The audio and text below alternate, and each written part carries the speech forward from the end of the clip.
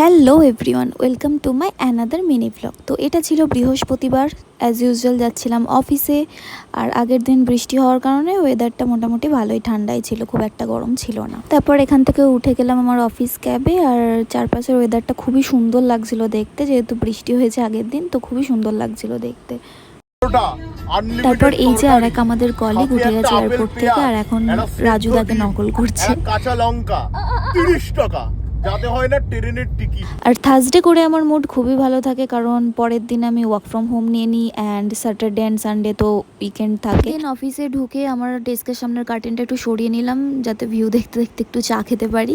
মাঝে মিটিং থাকায় আর ভিডিও করা হয়নি, আর খাওয়ার সময় লাস্টের দিকে মনে পড়েছে ভিডিও করার কথা, আর এটাও চেক আউট করার সময়। তারপর গাড়িতে উঠে এই দিন খুবই চিল করতে করতে ফিরি, কারণ পরের দিন অফিস আসতে হবে না, যেহেতু আবার সোমবার আসবো।